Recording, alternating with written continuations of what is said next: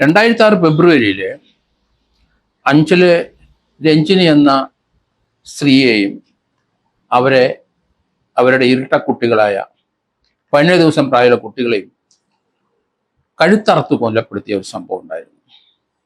അത് local police അന്വേഷിച്ചു, crime branch അന്വേഷിച്ചു, പിന്നീട് CBI ആ കേസ് അന്വേഷിച്ചു. 18 വർഷത്തിന് ശേഷം ആ കേസിലെ പ്രതികളെ CBI കഴിഞ്ഞ ദിവസം അറസ്റ്റ് ചെയ്തു. അത് പോണ്ടിച്ചേരിയിൽ നിന്ന്. വിഷപ്രച്ഛന്നരായി, അല്ലെങ്കിൽ പേരും അഡ്രസ്സും മാറ്റി 18 വർഷമായിട്ട് അവിടെ ബാംബു കർട്ടൻ അത് പല വീടുകളിൽ കൊണ്ടുപോയി കൊടുത്ത് 2 പേര് അങ്ങനെ സുഖമായിട്ട് ജീവിച്ചു വരുമായിരുന്നു. അവിടുന്ന് 2 ടീച്ചർമാരെ കല്യാണം കഴിച്ചു. 2 പേരും അവരുടെ വരുമാനമുണ്ട്, അതിലെ കുട്ടികളുമുണ്ട്. ഇപ്പോഴാണ് CBIയുടെ പിടി വീണത്.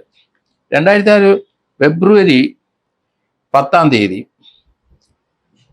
അവിടെ അഞ്ചലിലെ അലേമണ്ണിലെ ഏറത്തറ വാടക വീട്ടിലാണ് ഈ സംഭവം നടക്കുന്നത്.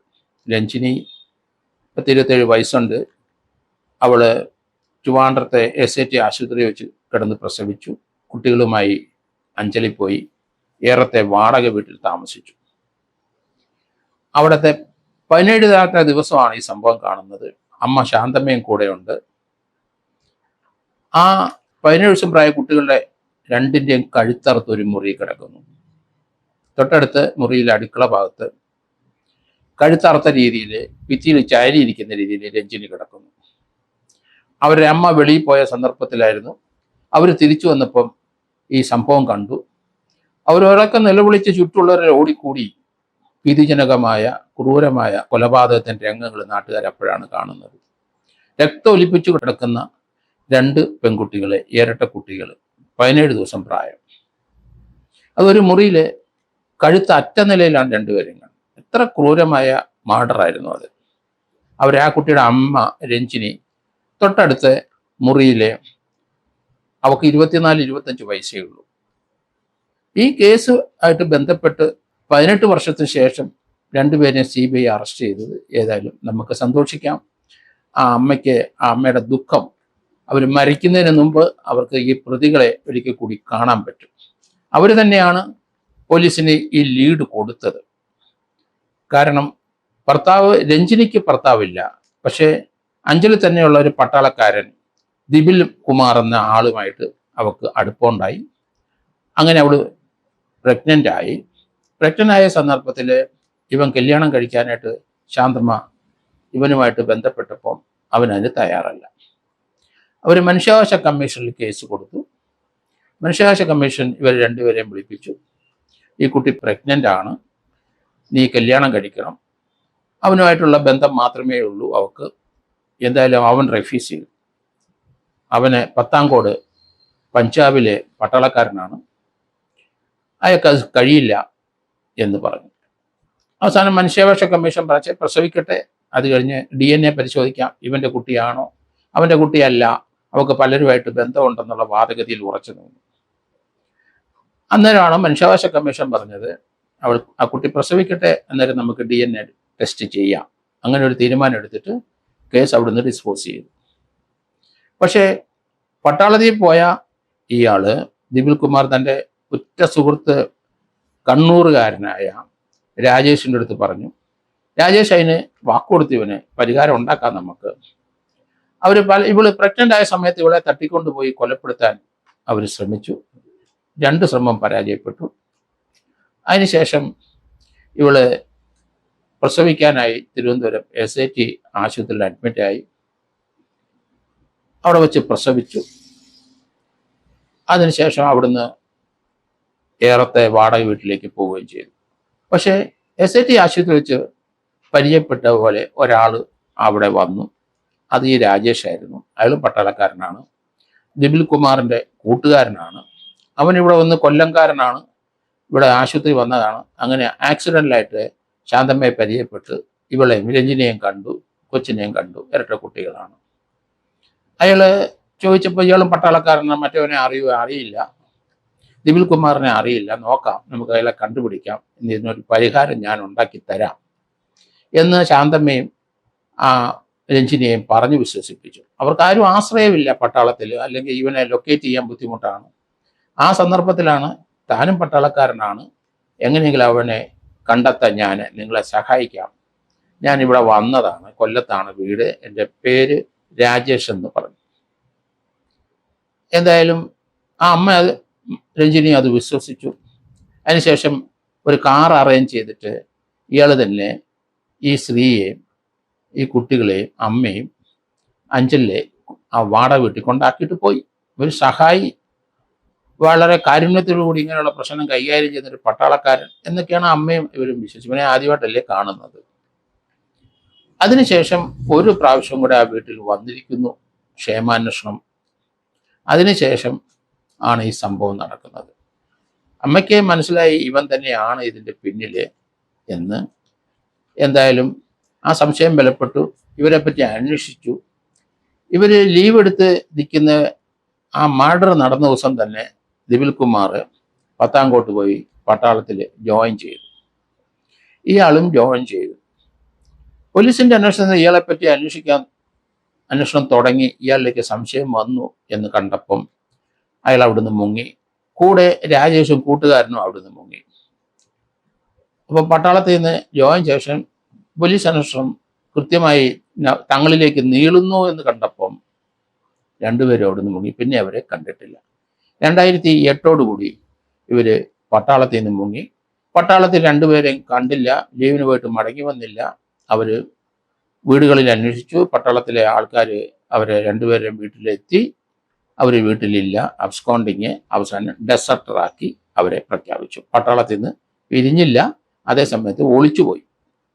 അങ്ങനെ ആണ് അവരുടെ ചരിത്രം കിടക്കുന്നത്. പക്ഷേ ഇവർ രണ്ടുപേരും ഇന്ത്യയിൽ മുഴുവനും അവർ സഞ്ചരിച്ചു. ഈ CBI അന്വേഷണം തുടങ്ങിയപ്പം പല സ്റ്റേറ്റുകളിൽ അവർ മാറി മാറി താമസിച്ചു.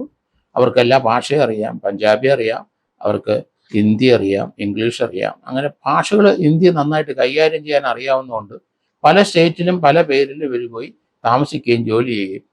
അങ്ങനെ വന്നവരുടെ കയ്യിലെ പണം തീർന്നു. എവിടെയെങ്കിലും സെറ്റിൽ ചെയ്തേ ഇനി പറ്റുള്ളൂ. അങ്ങനെ പേരും മാറി, വേഷവും മാറി.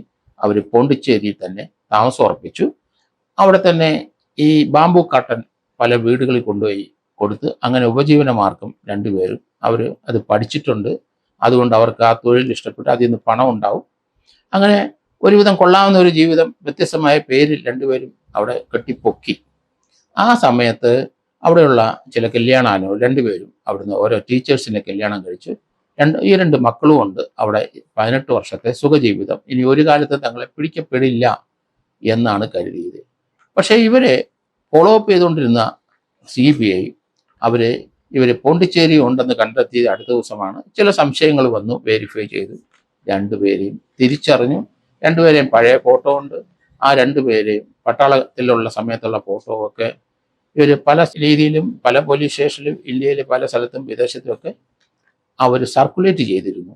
പക്ഷെ ഒരു കാര്യം അവർ ഉറപ്പിച്ചിരുന്നു CBI, ഇന്ത്യയിലെ എയർപോർട്ട് വഴിയോ അങ്ങനെ ഷിപ്പ് മുഖേനയോ കപ്പൽ മുഖേനയോ അല്ലെന്നുണ്ടെങ്കിൽ പ്ലെയിൻ മുഖേന ഇന്ത്യയിൽ നിന്ന് അവർ വെളിയിൽ പോയിട്ടില്ല.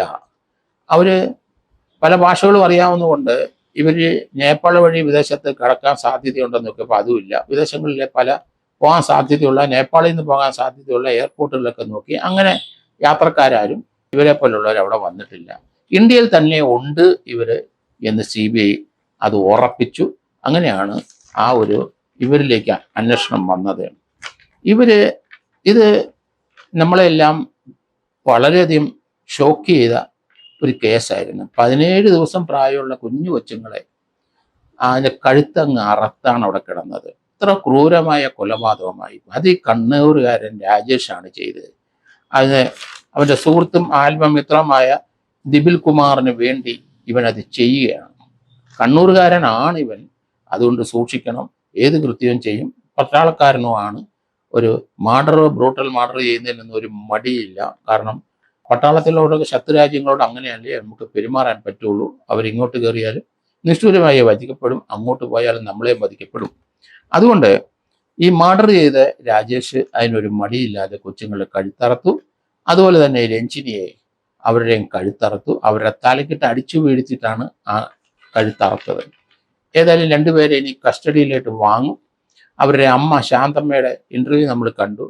അവർ ഇത്രയും വർഷം ജീവിച്ചിരുന്ന് ഈ പ്രതികളെ ഒന്ന് കാണണം, അവരുടെ മരണത്തിന് മുമ്പ് എൻ്റെ കൊച്ചിൻ്റെ മകളെ കൊന്നവനെ കാണണം എന്നാണ് പറഞ്ഞത്. അവിഹിത ബന്ധങ്ങൾ ഇതുപോലെ പലതും ഉണ്ടായാൽ തീർച്ചയായിട്ടും ജീവിതം തന്നെ നമുക്ക് നശിക്കും എന്നുള്ള ടിപ്പിക്കൽ എക്സാമ്പിൾ ആണിത്. പക്ഷേ CBI ഏതായാലും അത് കറക്റ്റായിട്ട് ട്രാക്ക് ചെയ്തു.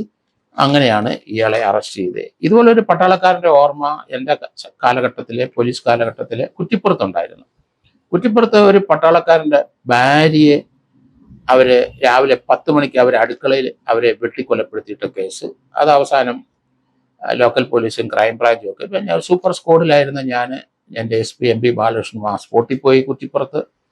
പക്ഷെ ഞങ്ങളുടെ ഒരു അന്വേഷണത്തിൽ ആ സ്ത്രീയുടെ മകളും വേലക്കാരിയും റോഡിൽ മീൻ വാങ്ങിക്കാൻ പോയ സമയത്ത് ആണ് അവരെ കുറ്റിപ്പുറത്ത് അവരെ വെട്ടിക്കൊലപ്പെടുത്തിയത്.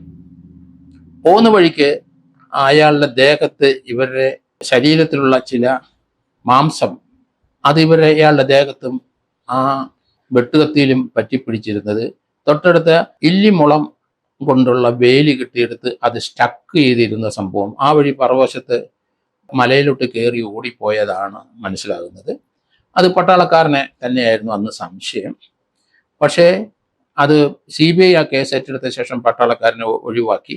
തൊട്ടടുത്തുള്ള ഒരു സാറ് ഈ വീടിൻ്റെ പരിസരത്ത് താമസിക്കാൻ, ആ സാറിനെ ഞങ്ങൾ സംശയിച്ചതാണ്. സാർ ഒരിക്കലും അങ്ങനെ ചെയ്യില്ല. അയാൾ പെൺകുട്ടികളും ഒക്കെ ഉള്ള സ്ഥലങ്ങളും വീടുകളിലൊക്കെ ചുമ്മാ പോയിരുന്ന് വായ ഓടിക്കുന്ന ഒരു സാറാണ്. ആ സാറിനെ കരുവാക്കിക്കൊണ്ട് CBI അയാളെ അറസ്റ്റ് ചെയ്തു എന്ന് എനിക്ക് മനസ്സിലാകുന്നത് പിന്നീട്. പക്ഷേ കോടതിയിൽ അത് വിലപ്പോയില്ല. കോടതിയിൽ അയാളെ വെറുതെ വിട്ടു കേസ്. പക്ഷെ ഇവിടുത്തെ പട്ടാളക്കാരന് കോൺക്രീറ്റായ എവിഡൻസുകളുണ്ട്. കാരണം ഇവർ രണ്ടുപേരും വേഷം മാറി പോണ്ടിച്ചേരിയിൽ താമസിക്കുന്നു. അതേ സമയത്ത് ആ കുട്ടികളുടെ ഡെലിവറി കഴിഞ്ഞ് ചിലപ്പം അതിൻ്റെ DNA-ക്കുള്ള റിസർവേഷൻ നടത്തിയിട്ടുണ്ടാവും. അത് CBI എടുത്തിട്ടുണ്ടാവും. ഇയാൾ പ്രതിയെ കിട്ടി മിക്കവാറും DNA ടാലി ചെയ്ത് പോകാനുള്ള സാധ്യതയും വളരെ കൂടുതലാണ്. അതുകൊണ്ട് ഇനിയുള്ള ശിഷ്ടകാലം ജീവപര്യന്തം തടവായിട്ട് രണ്ടുപേരും കോടതിയിൽ കിടക്കും.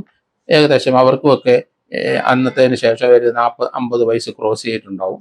ശിഷ്ടകാലത്ത് അവർക്ക് ജയിലിൽ കിടന്ന് ജീവിതം അവസാനിപ്പിക്കാം എന്ന് ഞാൻ കരുതുന്നു.